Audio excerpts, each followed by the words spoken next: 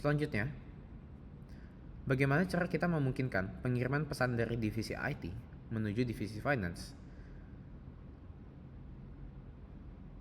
Hal tersebut akan kita lakukan lewat routing kita, yaitu kita pergi sekali lagi ke bagian router 2 dan routing lalu static. Di sini, jika kita pergi ke bagian CLI, kita bisa menetapkannya dengan cara yang sama, memasukkan 3 hal, yaitu IP address atau network address dan subnet masknya. Lalu kemudian next hopnya. Di sini kita bisa melakukannya atau memulainya dengan mengetik IP root. Lalu router 2 akan mengirimkan ke network atau divisi finance yang memiliki network 192.168.2.0.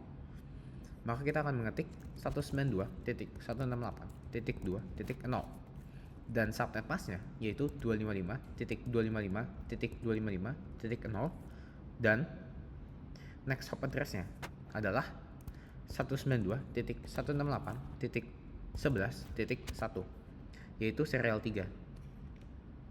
Di sini kita hit enter sekali lagi. Dan jika sudah, kita dapat mengeceknya pada bagian config. Lalu pada bagian static, kita melihat bahwa NA tersebut sudah terdaftar pada bagian konfigurasi kita.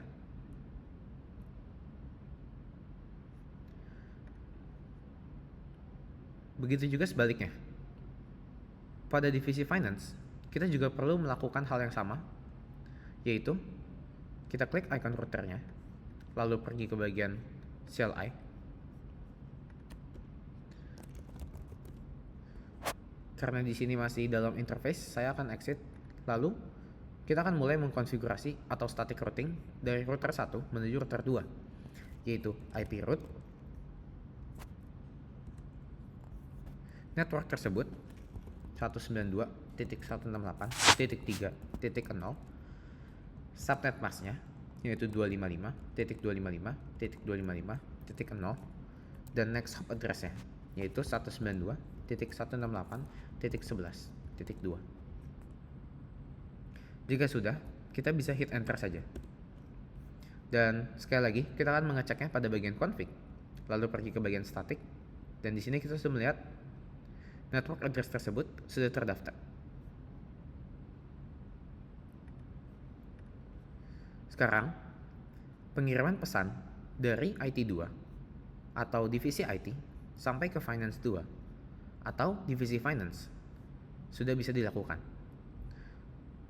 Namun, kita dapat mengkonfigurasinya lebih lanjut lagi sehingga divisi finance atau divisi IT dapat melewati divisi finance sehingga sampai ke divisi admin. Di sini, kita perlu mengkonfigurasi mulai dari divisi IT terlebih dahulu, yaitu pada bagian static. Karena belum terdaftar, maka kita akan mendaftarkannya terlebih dahulu, yaitu dengan ke bagian CLI. Lalu sekali lagi, dengan cara yang sama, IP root. Kemudian, networknya 192.168.1.0 dengan subnet mask 255.255.255.0 dan next hopnya adalah router 1 yaitu 192.168.1.11.1.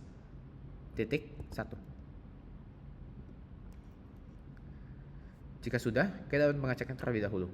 Pada bagian static, NA tersebut sudah terdaftar. Lalu kita akan melakukan hal yang sama di router 1 dan router 0.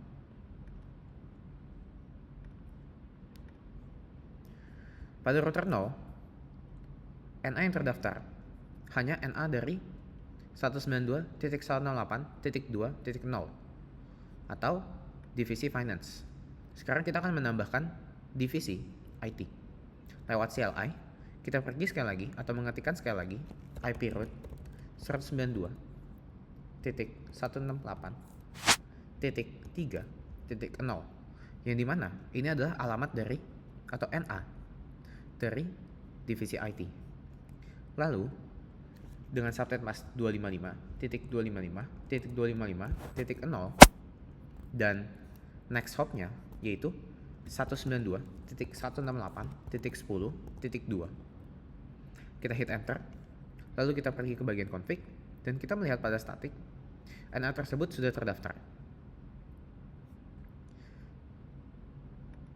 Pada bagian router 1, jika kita lihat pada bagian static routingnya, kita sudah memiliki NA tersebut, maka kita tidak perlu menambahkannya lagi. Di sini, untuk mengeceknya, saya akan melakukan pengiriman pesan dari admin menuju IT. Jika failed, kita perlu untuk double klik pada bagian fire. Di sini, status sudah menandakan successful, yang berarti konfigurasi kita telah berhasil.